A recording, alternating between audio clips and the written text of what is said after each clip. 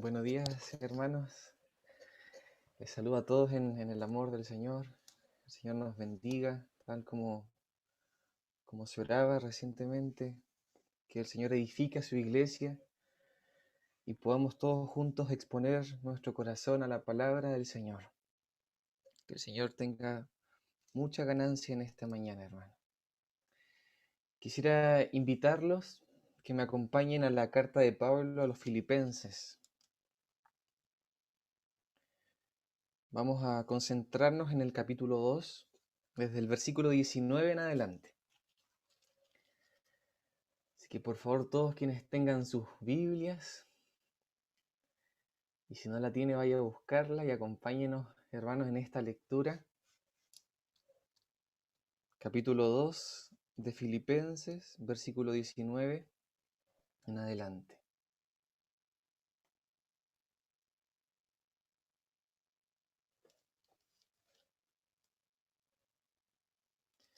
Vamos a leer hasta el verso 30, toda esta sección. Amén. En el nombre de Jesucristo. Dice así: Espero en el Señor Jesús enviaros pronto a Timoteo, para que yo también esté de buen ánimo al saber de vuestro estado. Pues a ninguno tengo del mismo ánimo y que tan sinceramente se interese por vosotros, porque todos buscan lo suyo propio, no lo que es de Cristo Jesús. Pero ya conocéis los méritos de Él, que como hijo a padre ha servido conmigo en el Evangelio. Así que a éste espero enviaros luego que yo vea cómo van mis asuntos, y confío en el Señor que yo también iré pronto a vosotros.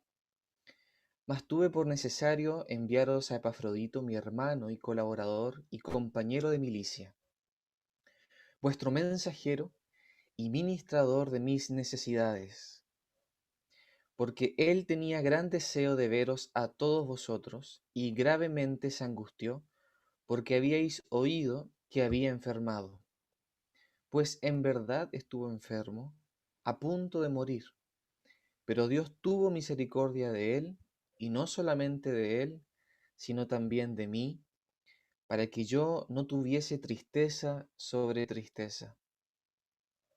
Así que le envío con mayor solicitud, para que al verle de nuevo os gocéis y yo esté con menos tristeza.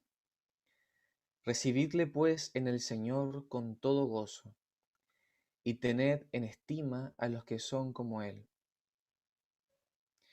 Porque por la obra de Cristo estuvo próximo a la muerte, exponiendo su vida para suplir lo que faltaba en vuestro servicio por mí. Amén. Vamos a orar una vez más, hermanos, para encomendar nuevamente nuestros corazones, para sujetar al Señor todas las cosas. Padre, en el nombre de Jesús, nos acercamos a ti, Señor. Venimos ante tu trono de gracia, Señor, para encomendar nuestros corazones, Señor, nuestras mentes, nuestro ser entero, Señor, lo ponemos delante de ti, para que tú tomes el control de todas las cosas, Señor, para que tú tengas toda preeminencia, para que tú seas el todo en todo, Señor, y tu palabra caiga en buena tierra. Señor, te pedimos por nuestros corazones. Purifícanos, Señor, por tu Espíritu y por tu palabra, a fin de que tu palabra, Señor, dé abundante fruto en nuestras vidas, Señor, en nuestras familias, Señor, en la iglesia local. Padre, en el nombre de Jesús, aquietamos nuestro corazón. Señor, aquietamos nuestros pensamientos. Sometemos todo pensamiento, todo afán, toda preocupación al poderoso nombre de Jesús. Señor, sometemos ante tu autoridad y gobierno, aún la conexión a Internet. Señor, todo distractor sea quitado, sea puesto bajo tus pies, en el nombre poderoso de Jesús. Padre nuestro, háblanos. Que tu pueblo, Señor, oye en esta mañana, en el nombre de Jesús. Amén. Bendigo al Señor, hermanos, por esta oportunidad que Él me da de poder transmitir a ustedes una carga que Él ha puesto en mi corazón. Y esta carga que Él ha puesto en mi corazón está justamente contenida en esta sección que acabamos de leer, en Filipenses capítulo 2, desde el versículo 19 hasta el versículo 30. Y quisiera iniciar mencionando algunos aspectos generales de esta carta. Cuando nosotros revisamos el contenido, desde el capítulo 1 hasta el capítulo 4 de Filipenses, encontramos una fuerte carga afectiva, un fuerte contenido emocional, expresiones de amor y de un profundo vínculo de unión y de comunión entre el apóstol Pablo y la iglesia de los filipenses está descrita a lo largo de toda esta carta, hermano. Pablo había establecido un vínculo emocional muy fuerte, a tal punto que en el capítulo 4, verso 1, Pablo llega a utilizar expresiones como estas. Dice, así que hermanos míos, amados y deseados, gozo y corona mía, estad así firmes en el Señor, amados. De este tipo de expresiones, hermanos, encontramos a lo largo de toda esta carta. Para Pablo, la iglesia de Filipos era su gozo y era su corona. Y expresiones como amados, capítulo 1, dice, doy gracias a mi Dios siempre que me acuerdo de vosotros, siempre en todas mis oraciones, rogando con gozo por todos vosotros, por vuestra comunión en el Evangelio desde el primer día hasta ahora. La iglesia en Filipenses, en el corazón del apóstol Pablo, era causa de mucho gozo, pero a la vez era causa también de mucha preocupación, y es lo que vamos a ver justamente a continuación. Esta iglesia, hermanos, de los filipenses, fue la primera iglesia establecida en Europa, hermano, en la provincia de Macedonia.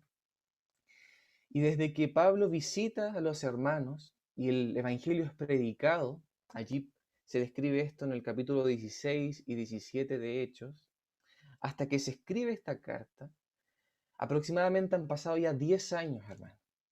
10 años desde que los hermanos reciben el evangelio y Pablo les escribe esta carta.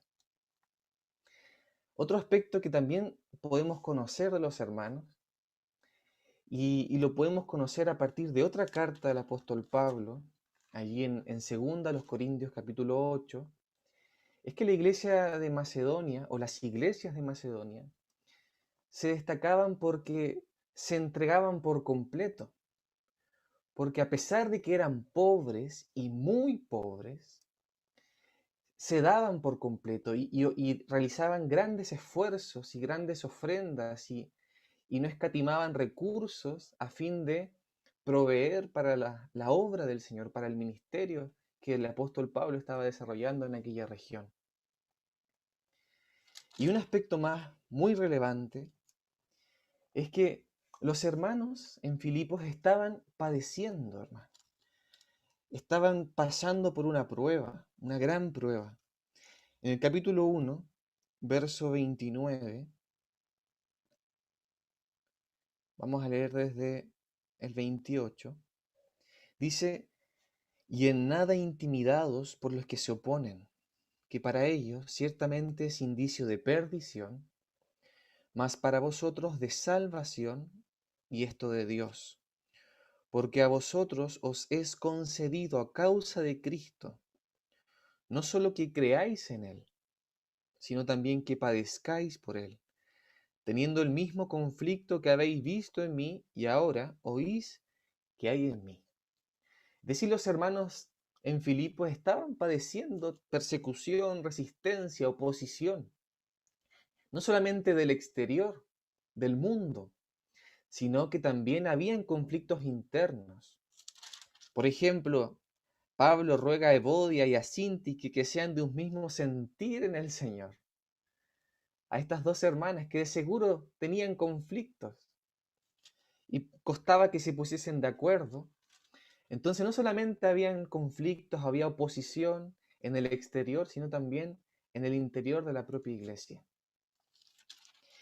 En el capítulo 1, verso 8, encontramos otra expresión muy interesante, hermano. Dice, porque Dios me es testigo de cómo os amo a todos vosotros con el entrañable amor de Jesucristo. Esta expresión, cómo os amo, literalmente es una profunda nostalgia. Es un profundo deseo de volver a ver a los hermanos, de volver a encontrarse con los hermanos. Es como si Pablo estuviese diciendo que los echaba de menos profundamente, que los extrañaba. Pablo estaba en una cárcel. Pablo estaba en un arresto domiciliario, en una prisión en Roma, hermano. Y desde allí, es que escribe no solamente la carta a los filipenses, sino también que escribe la carta a los efesios, a colosenses, y la carta a Filemón. Entonces Pablo expresa su profundo deseo, hermanos, de ver a los hermanos en Filipos, su profunda preocupación también por el estado espiritual de la iglesia. Pablo estaba prisionero, no tenía cómo saber ni cómo conocer la condición espiritual de la iglesia. No existía la posibilidad de poder ir a visitarles o de ministrarles algún don espiritual o de confirmarlos en la fe en medio de tan grande tribulación por la que estaban atravesando. Y es en este contexto, hermano, es bajo esta lógica, bajo este sentir que embargaba el corazón del apóstol, que encontramos esta sección de la escritura que acabamos de leer. Y en particular el versículo 21, hermano. Este va a ser el texto base que vamos a utilizar. Verso 21 del capítulo 2. Dice, porque todos buscan lo suyo propio. Porque todos buscan lo suyo propio, no lo que es de Cristo Jesús. Otras versiones dicen, todos los demás solo se ocupan de sí mismos y no de lo que es importante para Jesucristo. La NBI, pues todos los demás buscan sus propios intereses y no los de Jesucristo. Y una última versión, en lenguaje sencillo, dice, los demás solo se ocupan de sus propias cosas y no de lo que le agrada a Jesucristo. En otras palabras, hermano, la descripción, el diagnóstico que realiza el apóstol Pablo, inspirado por el Espíritu Santo de Dios, con respecto a la condición espiritual de los siervos y siervas del Señor en aquel entonces, es que había tal ensimismamiento, había tal egoísmo, había tal egocentrismo en la vida de aquellos siervos que acompañaban al apóstol, que no había con quién contar para realizar la obra del ministerio, porque cada uno estaba invertido en realizar sus propios proyectos. Cada uno estaba sumido en un egocentrismo, en un egoísmo tal que solo se preocupaban y tenían cuidado de lo suyo propio, de lo personal, de sus proyectos, de sus anhelos, de sus sueños, de sus intereses, de sus asuntos, y no los asuntos y los intereses de Cristo Jesús, los asuntos e intereses del reino de Dios, del reino de los cielos. Mire qué particular el diagnóstico que realiza el apóstol Pablo, hermano. Y es en medio de este diagnóstico que podemos encontrar tres ejemplos maravillosos de tres hombres de Dios que se desmarcan de este diagnóstico. Tres hombres de Dios que viven una vida distinta, que se alinean con el Señor, que se alinean con el mover de Dios, que se alinean con el reino de Dios en este tiempo y en aquel tiempo. El primero de ellos es Timoteo, hermano. Mire, veamos desde el verso 19. Para los que se están recién incorporando, hermanos, estamos en el capítulo 2 de Filipenses, versículo 19. Espero en el Señor Jesús enviaros pronto a Timoteo, para que yo también esté de buen ánimo al saber de vuestro estado, Y presta atención al verso 20. Pues a ninguno tengo del mismo ánimo, y que tan sinceramente se interese por vosotros. Y allí viene el verso 21, que es nuestro texto base, hermano. Esta expresión, a ninguno tengo del mismo ánimo o del mismo estado de ánimo, en el griego literalmente significa a ninguno tengo de igual alma. Nuestra alma contiene nuestras emociones, nuestros pensamientos, nuestra voluntad. Es decir, a ninguno tengo de iguales sentimientos, de iguales afectos, de igual disposición. A ninguno tengo con el mismo sentir, con la misma mentalidad, con la misma disposición de ánimo. Qué maravilloso ejemplo y qué maravillosa descripción encontramos de Timoteo en estos pasajes, hermano. No solamente Timoteo tenía un buen ánimo, una buena disposición, no solamente estaban comprometidos sus afectos, su voluntad, sus pensamientos con la obra del Señor, con los asuntos de Dios, sino que también en el verso 22 dice, pero ya conocéis los méritos de él, que como hijo padre ha servido conmigo en el Evangelio. O sea, no solamente su corazón estaba comprometido con la obra del Señor, no solamente sus pensamientos, sus intereses, sus afectos, sino que también su energía, su fuerza, su tiempo, su dedicación, su servicio, estaba inviscuido en los asuntos, en los negocios, en el reino de Dios, hermano. El primer ejemplo, el de Timoteo, hermano. El segundo ejemplo que encontramos aquí es el del apóstol Pablo. Verso 23. Así que a este, hablando de Timoteo, espero enviaros luego que yo vea cómo van mis asuntos, y confío en el Señor, que yo también iré pronto a vosotros. Piensen algo, hermano. Mire esta expresión. Luego que yo vea cómo van mis asuntos. Aparentemente pudiésemos percibir cierta contradicción en esta declaración. Bueno, primero Pablo realiza un diagnóstico terrible de la condición de aquel entonces de los hermanos. Cada uno busca lo suyo propio, cada uno está concentrado en sus propios asuntos, pero luego Pablo dice que primero va a ver cómo van sus asuntos. Ahora pregunto para ustedes, mis hermanos, amados hermanos, ¿cuáles eran los asuntos del apóstol Pablo? ¿Cuál era la preocupación en el corazón del apóstol Pablo? ¿Cuáles eran las preferencias? ¿Cuál era el foco de su atención? Ciertamente por el contexto y por el contenido de esta carta es que, estando Pablo prisionero, aquellos asuntos hacen alusión a la posibilidad de salir de aquella prisión. Pero Pablo quería salir de aquella prisión y encomendaba su causa al Señor para irse a descansar, para irse de vacaciones, para desligarse del servicio y de la presión que implicaba aquello. No, hermano. Pablo quería quedar en libertad para poder ir a visitar a los hermanos y confirmarlos y asistirlos en la gracia y en el amor del Señor. Aquellos asuntos del corazón del apóstol Pablo son los asuntos del corazón de Dios. Y es que Dios mismo estaba atento y sus ojos estaban sobre la iglesia de los filipenses. Y como el corazón y los afectos y Dios estaba trabajando con los hermanos y estaba haciendo su obra en el corazón de la iglesia, es que entonces el corazón de los siervos de Dios, y en particular del apóstol Pablo, también estaba allí, hermano.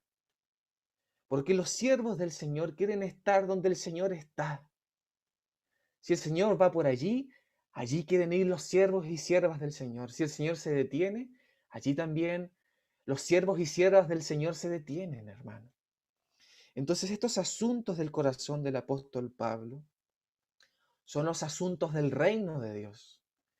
son los asuntos del Señor, son los negocios de Dios. Pablo estaba en prisión, hermano, y ciertamente estando en esa condición, cualquiera hubiese preferido que poder contar con alguien cercano como Timoteo para suplir sus necesidades, para sentirse acompañado. Pero Pablo ni siquiera escatimó en eso, sino que era tal su amor, era tal su preferencia por los asuntos de Dios, que Pablo estuvo dispuesto a enviar a Timoteo, aquel que tal vez podría acompañarlo en su prisión o asistirlo en sus necesidades o suplir alguna de sus necesidades. Entonces Pablo no había puesto sus ojos en sus restricciones o en sus prisiones. Él está con un sentimiento de amor tan profundo en su corazón por los hermanos en Filipos. Y esto es realmente maravilloso, hermano. El tercer ejemplo, hermano, Epafrodito. Veamos desde el versículo 25. Mas tuve por necesario enviaros a Epafrodito, mi hermano y colaborador y compañero de milicia, vuestro mensajero y ministrador de mis necesidades, porque él tenía gran deseo de veros a todos vosotros y gravemente se angustió porque habíais oído que había enfermado. Hermano, colaborador, compañero de milicia, mensajero y ministrador. Mire todos los epítetos, todos los calificativos, todos los adjetivos que se mencionan de este siervo de Dios, Epafrodito. Maravilloso ejemplo, hermano. Esta expresión del verso 26, porque él tenía gran deseo, literalmente en el original habla de un anhelar en gran manera, un ardiente afecto, un profundo deseo de ver, de estrechar, de estar, de acompañar a los hermanos en sus tribulaciones, de asistir a los hermanos en sus angustias, en sus dolores, en sus preocupaciones. Hermanos amados, a partir de estos tres ejemplos, tenemos que revisar nuestro corazón. El Señor tiene que hablarnos al corazón, hermano. ¿Dónde está nuestro corazón? ¿Dónde están nuestros afectos? ¿Cuál es el foco real de nuestra atención en este tiempo? ¿Cuál es el foco de nuestra devoción, de nuestro amor? ¿Dónde, hermano, estamos invirtiendo principalmente nuestro tiempo y nuestros recursos y nuestros esfuerzos? ¿Cuáles son realmente nuestras prioridades, hermano? Esta palabra el Señor la ha puesto en mi corazón, hermano. Hace un tiempo atrás, justamente producto de mi propia condición, hermano. Producto de mi propia condición que no agradaba al Señor. Justamente yo era de aquellos que estaba invirtiendo mi tiempo y mis esfuerzos en mis propios asuntos, mirando por lo mío, por lo propio, no por los otros, no por lo que es de Cristo. Allí invertido en mi trabajo, en mis proyectos. Pero el Señor tuvo misericordia de mí, hermano. Y el Señor tiene misericordia de nosotros. Porque en este tiempo, hermano, en que hemos estado limitados en nuestras libertades con restricciones, nuestra tendencia pudiese ser justamente a tornarnos hacia nosotros mismos, tornar nuestra mirada hacia nuestras circunstancias, hacia nuestras dificultades, hacia nuestros problemas, porque tenemos tantos problemas, tenemos tantas preocupaciones, tenemos tantos afanes. Es cosa que usted, hermano, y yo entremos, nos sintamos cómodos o nos desocupemos en el Señor para que nos llenemos de cosas, nos llenemos de actividades, nos llenemos de preocupaciones, nos llenemos de afanes, nos llenemos de angustias. Hermanos, el Señor tiene que hablarnos al corazón. Tal vez ya no contamos con la misma libertad que antes para reunirnos, para congregarnos, para visitarnos, para estar juntos. Hermanos, pero la palabra de Dios no está presa. Aleluya, hermano. Porque aunque nosotros tal vez hemos dado un pie al costado y hemos estado quietos en nuestros hogares, el Señor sigue haciendo su obra. El Señor continúa visitando los hogares. El Señor continúa asistiendo a los necesitados. El Señor continúa socorriendo a los que hoy están sufriendo. Porque Él es fiel, es porque es su obra, porque es su reino, porque son sus intereses, porque son sus asuntos. Gloria al Señor. La palabra de Dios no está presa. El Señor no detiene su obra. El Señor sigue adelante. Y nosotros estamos llamados a colaborar con Él en este tiempo, hermano. Bendito sea el Señor. Quisiera invitar a los hermanos a ver un ejemplo más, pero ahora un ejemplo del Antiguo Testamento. Y ya no más hombres, sino ahora una mujer. Quiero invitarlos a ver el ejemplo de Esther. Acompáñenme por favor al libro de Esther. Está después de Nehemías y antes de Job.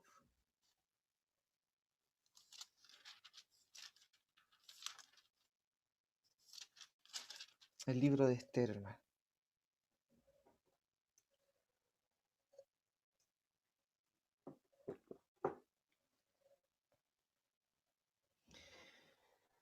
Amén. En este libro, hermano, se nos relata un incidente, y más que un incidente, una potencial tragedia a la que estuvieron expuestos los judíos, el pueblo de Israel, el pueblo de Dios, estando disperso en el imperio persa. Estaba por rey Asuero. Eso lo podemos ver en el capítulo 1, verso 1. Aconteció en los días de Asuero, el Asuero que reinó desde la India hasta Etiopía sobre 127 provincias. Imagínense la magnitud, el tamaño de este reino, de este imperio persa. Y el rey Asuero se nos describe aquí en el capítulo 1, producto de un altercado que experimentó con la reina de aquel momento, destituye a esta reina, porque la reina se había de alguna forma resistido, se había rebelado en contra de las ordenanzas de este rey. Y el rey entonces la destituye y por consejo que recibió de sus más cercanos y manda a buscar a mujeres vírgenes dentro de su imperio. Y es en este contexto que entra en escena Esther, hermano, una joven.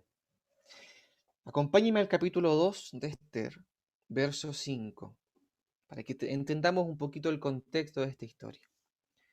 Capítulo 2, verso 5. Había en Susa, residencia real, un varón judío cuyo nombre era Mardoqueo, hijo de Yair, hijo de Simei, hijo de Cis, del linaje de Benjamín, el cual había sido transportado de Jerusalén con los cautivos que fueron llevados con Jeconías, rey de Judá, a quien hizo transportar Nabucodonosor, rey de Babilonia. Presta atención aquí. Y había criado a Hadasa, es decir, Esther, hija de su tío, porque era huérfana, y la joven era de hermosa figura y de buen parecer. Cuando su padre y su madre murieron, Mardoqueo la adoptó como hija suya. Bueno, finalmente Esther se presenta ante el rey la desea, la toma para sí y entra en un proceso de preparación para entonces poder estar delante del rey. Ahora en el versículo 10 encontramos un detalle interesante. Dice que Esther no declaró cuál era su pueblo ni su parentela. Esther ocultó que era judía, porque Mardoqueo le había mandado que no lo declarase. Entonces veamos esta situación, hermano. Esther era huérfana. Esther además no declara o oculta o miente con respecto a su verdadera nacionalidad. Y además se relaciona con un rey que no es israelita, que no es judío.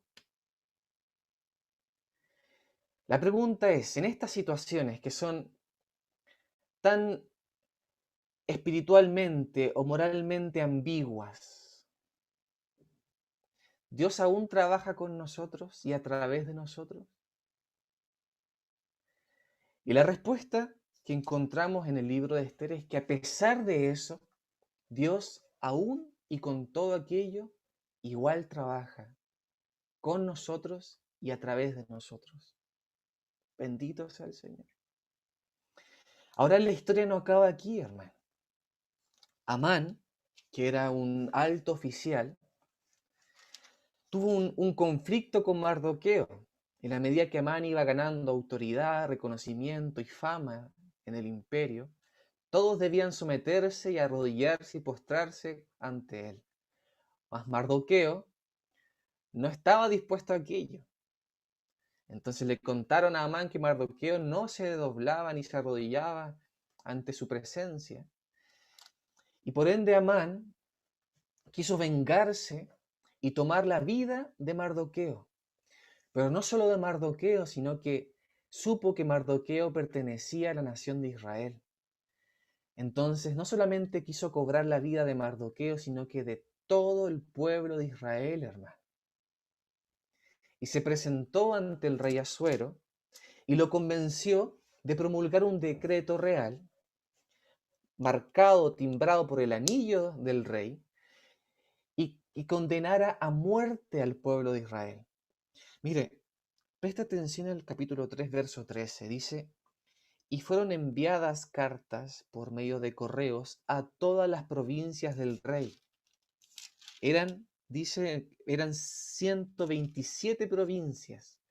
Se enviaron cartas a las 127 provincias del rey con la orden de destruir, matar y exterminar a todos los judíos, jóvenes y ancianos, niños y mujeres, en un mismo día, en el día 13 del mes duodécimo, que es el mes de Adar, y de apoderarse de sus bienes. Mire la desgracia, la tragedia que estaba por enfrentar el pueblo de Israel.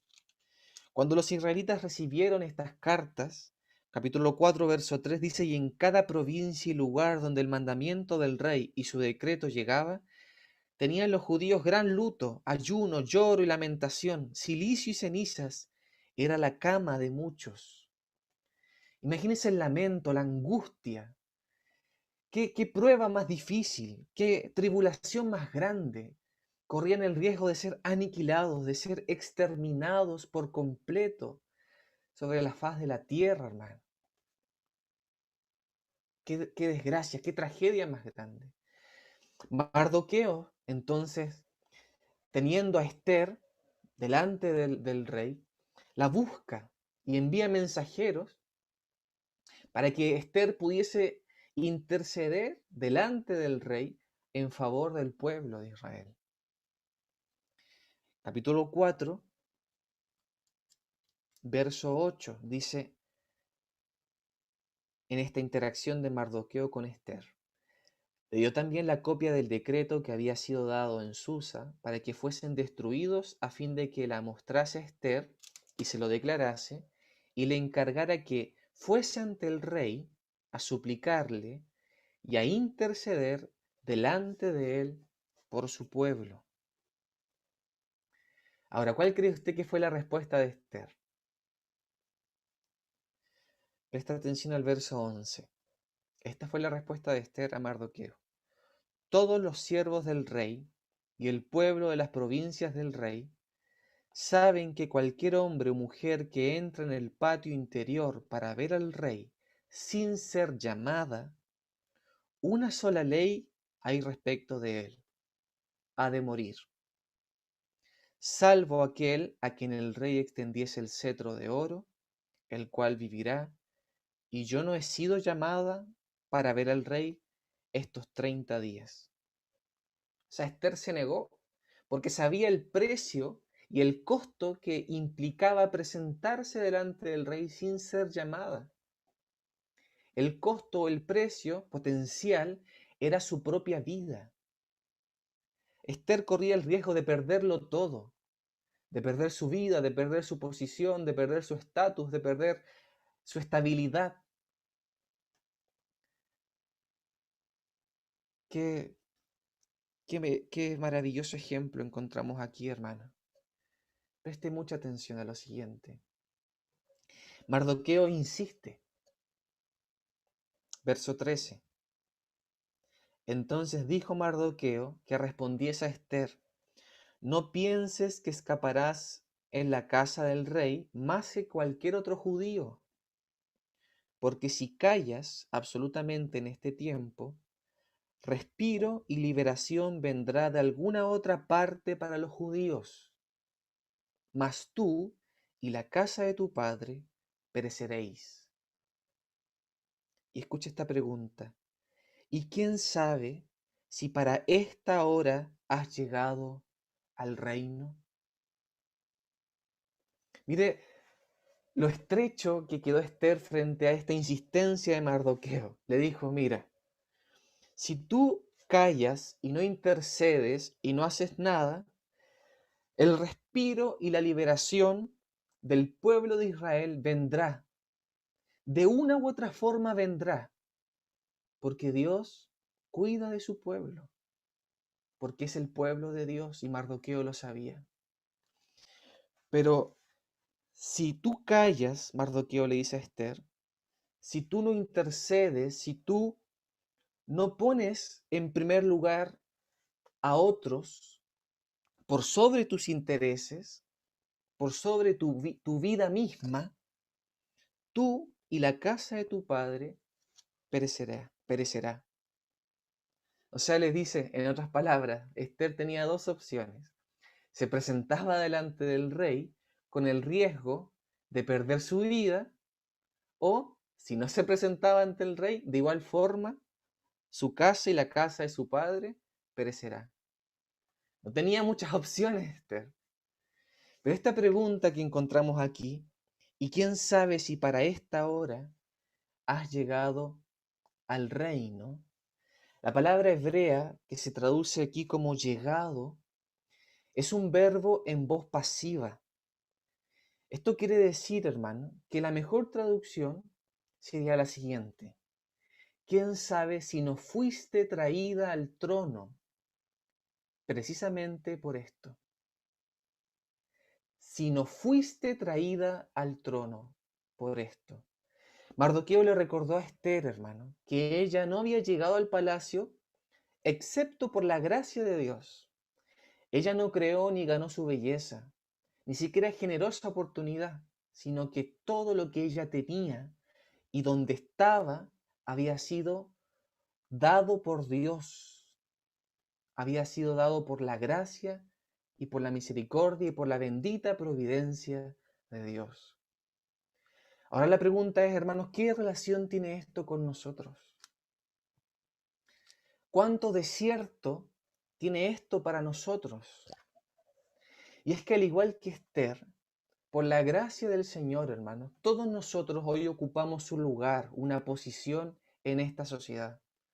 Un lugar o una posición en nuestros trabajos, en nuestras familias.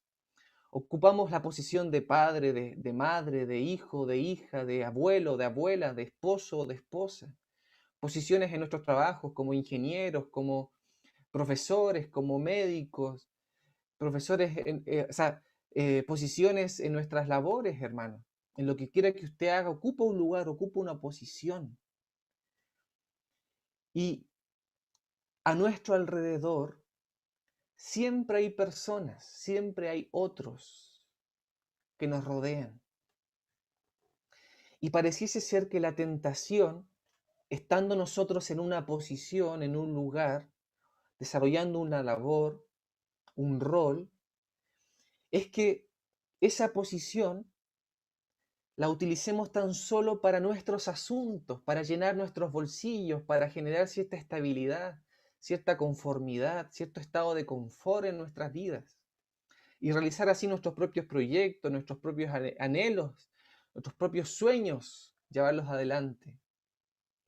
Pero hermanos amados, al igual que Esther, no debemos ocupar esa posición solo para obedecer tal vez las normas y poder permanecer en cierto grado de comodidad, sino que tenemos un tremendo y profundo llamado a servir a otros.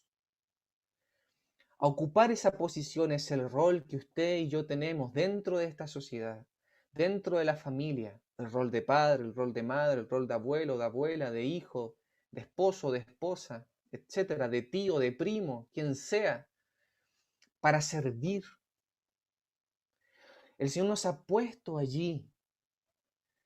El Señor nos ha dado una posición y dice, y esta pregunta es para nosotros, ¿quién sabe si para esta hora has llegado?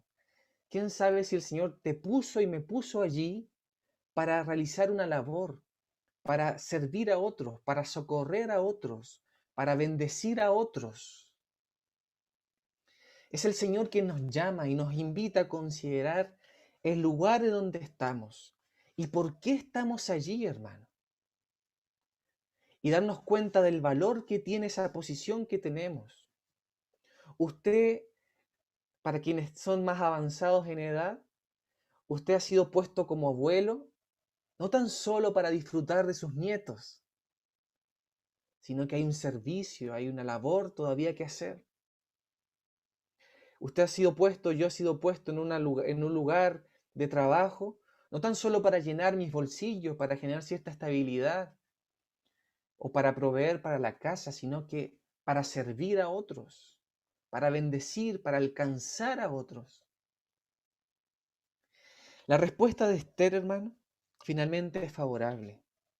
Verso 16 del capítulo 4 dice, ve y reúne a todos los judíos que se hallan en Susa, y ayunad por mí, y no comáis ni bebáis en 3 días, noche y día.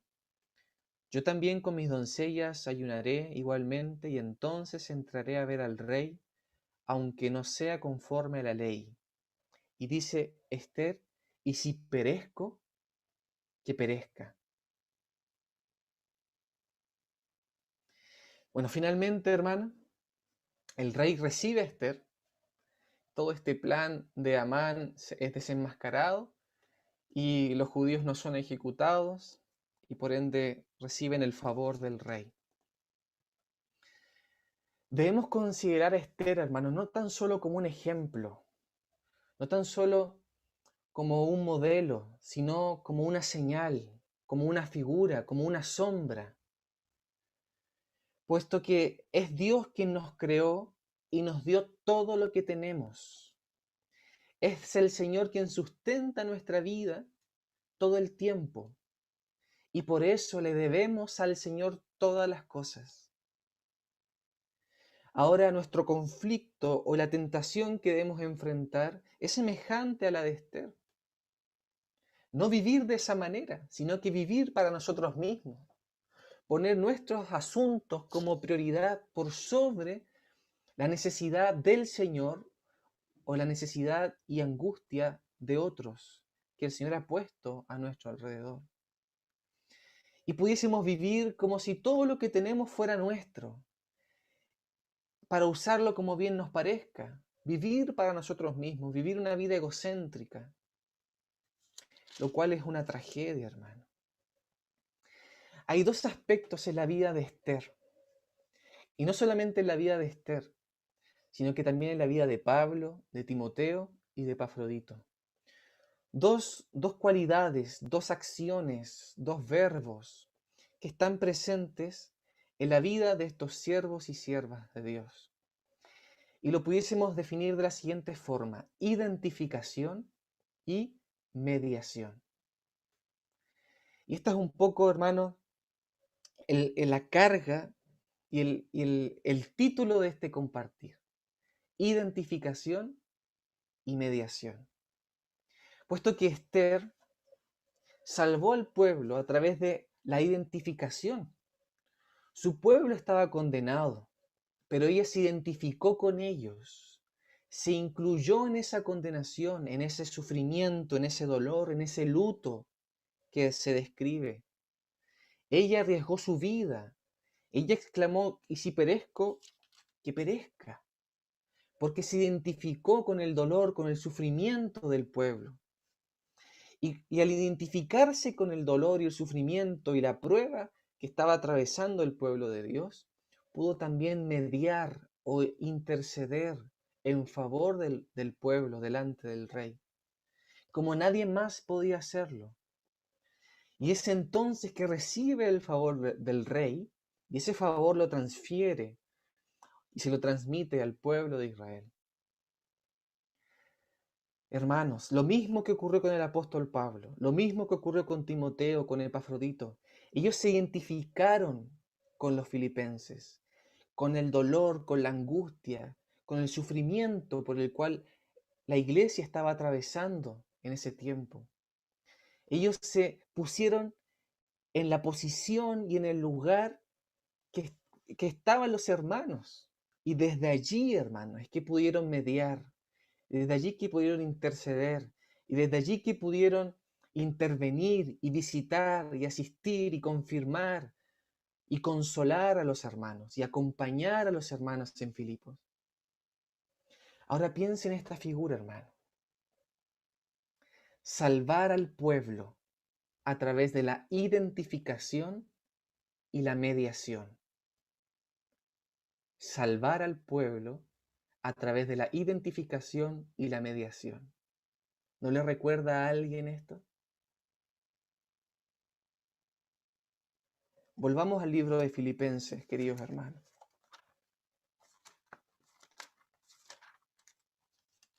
Filipenses capítulo 2,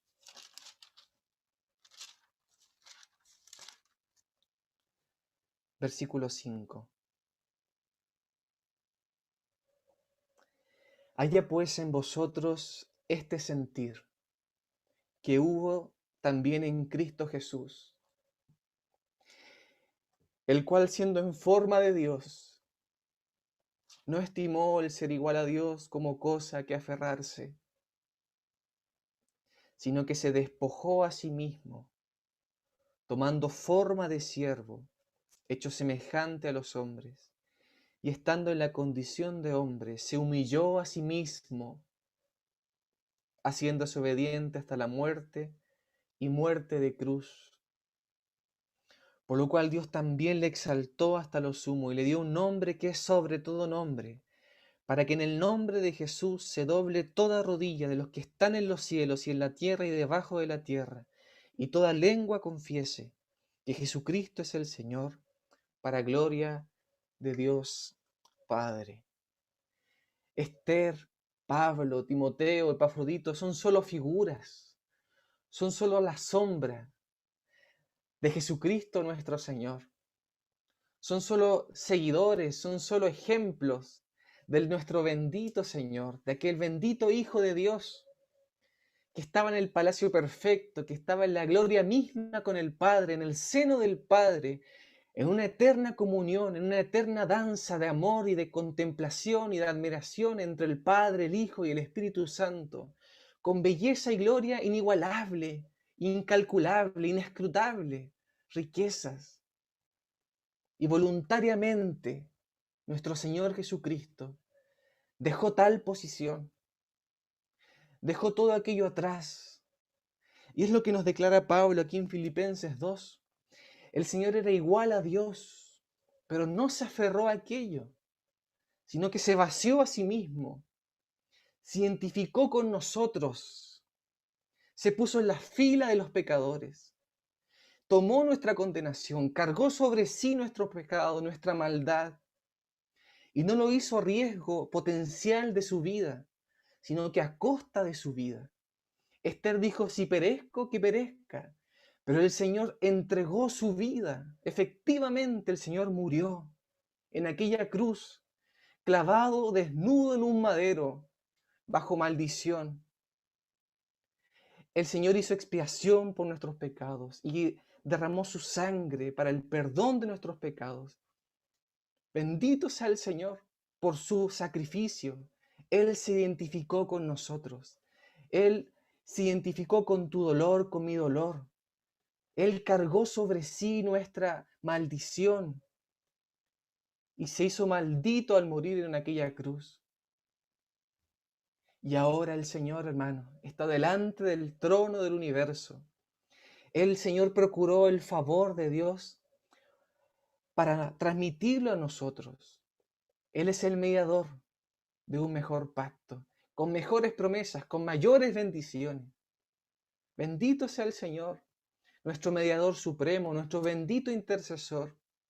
Si nosotros creemos en Él, si nosotros nos aferramos a Él, Él es nuestro mediador, hermano.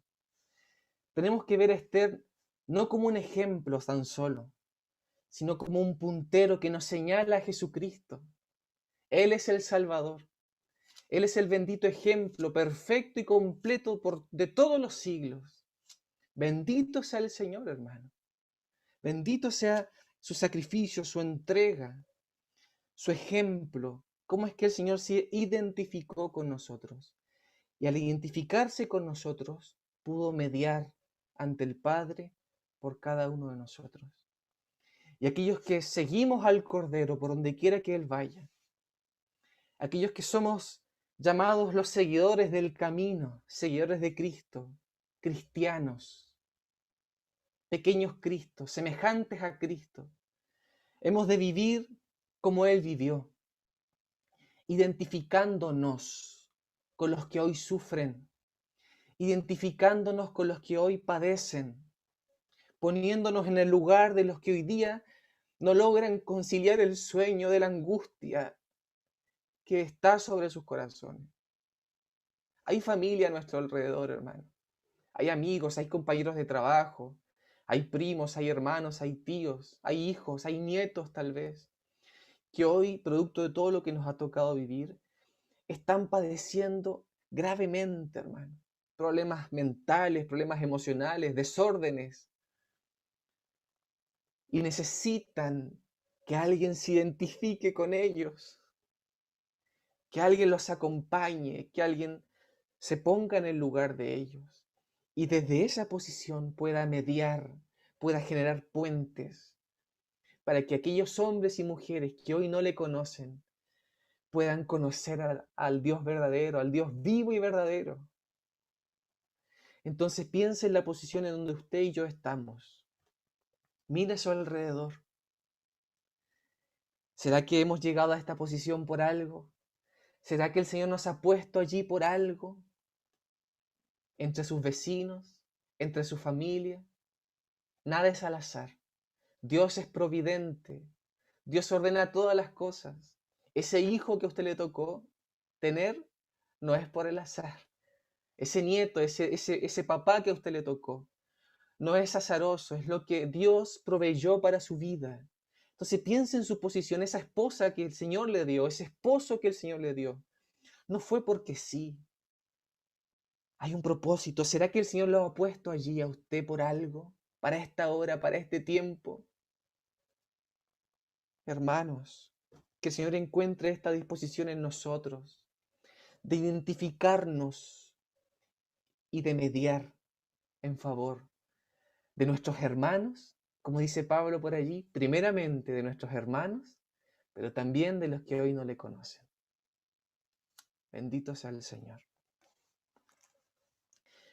Gracias, Señor. El Señor les bendiga. El Señor siga hablándonos al corazón, hermanos, y que haya fruto, haya un cambio en nuestra mentalidad, en nuestra forma de vivir, de pensar la vida, de pensar nuestros proyectos, nuestros anhelos, de pensar nuestro día a día, no concentrado en nuestros propios asuntos, sino teniendo como asunto preferente los asuntos de Dios, lo del reino de Dios, los intereses del Señor. Bendito sea el Señor, hermano. Gracias, Señor.